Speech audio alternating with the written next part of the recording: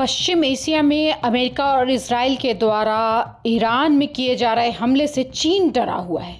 खाड़ी देशों में अमेरिका और इजराइल और पाकिस्तान में अफगानिस्तान के साथ चल रहे युद्ध से चीन बुरी तरह घबरा गया है। उसे एक बार फिर से भारत की दोस्ती याद आ रही है, लेकिन चीन भूल गया है कि नेपाल से लेकर बांग्लादेश तक, फोर फिंगर्स से लेकर भूटान तक उसने हर बार भारत को घेरने की कोशिश की है। भारत ने हर मौके पर चीन से मुकाबला किया है और मुंह तोड़ जवाब दिया है। अभी तक ईरान का दोस्त कहा जाने वाला चीन खुलकर ईरान के साथ भी नहीं आया है। वह इतना घबरा गया है कि हिंदी चीनी भाई भाई कर रहा है। कुछ दिन ही पहले की बात है कि चीन पाकिस्तान और बांग्लादेश के साथ मिलकर नया क्षेत्रीय समूह बनाने की बात कर रहा था। चीन, पाकिस्तान और बांग्लादेश की तिगड़ी भारत को घेरने की कोशिश में एक अलग क्षेत्रीय संगठन बनाने की बात कर रहे थे। खुद को सुपर पावर बताने वाला चीन इतना घबराया हुआ है कि वो भारत से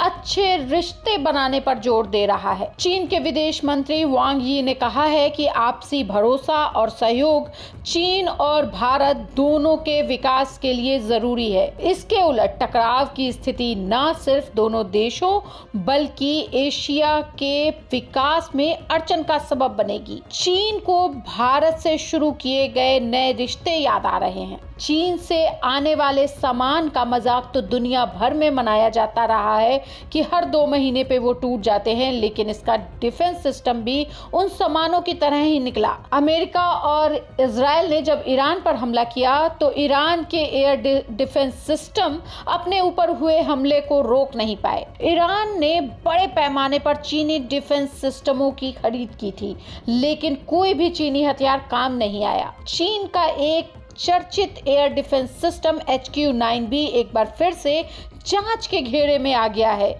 खबरों के मुताबिक अमेरिका और इजराइल के हालिया हवाई हमलों के दौरान ईरान में यह सिस्टम प्रभावी साबित नहीं हुआ है। पिछले 1 साल में यह दूसरी बार है जब HQ-9B सिस्टम पर सवाल उठे हैं।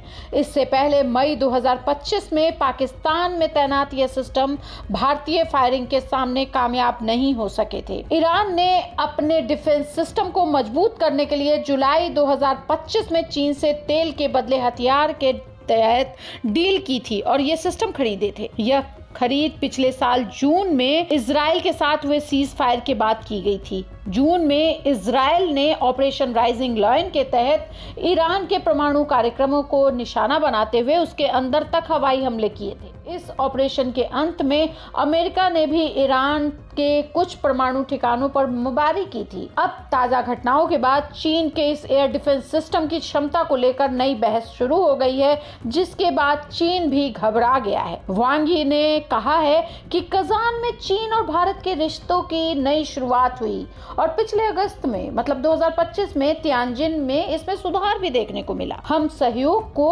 और बढ़ाने के पक्षधर हैं, क्योंकि भारत चीन करीबी पड़ोसी और ग्लोबल साउथ का अहम हिस्सा है, जिनके गहरे सांस्कृतिक रिश्ते और साझा हित हैं।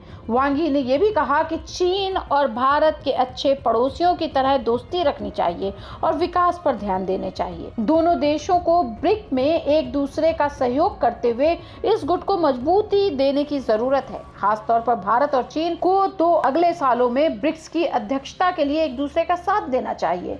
हम मिलकर ग्लोबल साउथ में नई उम्मीद ला सकते हैं। ब्रिक्स शुरू में ब्राजील, रूस, भारत, चीन और दक्षिण अफ्रीका थे। इसमें हालिया समय में ईरान, UAE, इथियोपिया, मिस्र जैसे देश शामिल हुए हैं। ब्रिक्स ग्रुप लगातार अमेरिका की आंखों में खटकता रहा है। डोनाल्ड ट्रंप ने कई मौकों पर ब्रिक्स के रवैये की आलोचना की है। दूसरी ओर चीन और रूस ने खास तौर पर लगातार ब्रिक्स को मजबूत करने पर जोर दिया है। चीनी विदेश मंत्री ने ईरान में हो रही लड़ाई पर यह भी कहा कि यह युद्ध नहीं होना चाहिए था। उन्होंने कहा कि चीन का नजरिया बस लड़ाई रोकने और युद्ध खत्म करने का है। आग की लपटों में घिरे मिडिल ईस्ट के बारे में मेरा मैसेज साफ है कि यह युद्ध नहीं होना चाहिए था। इससे किसी को फायदा नहीं होगा। याद रखना चाहिए कि युद्ध तबाही का हथियार है।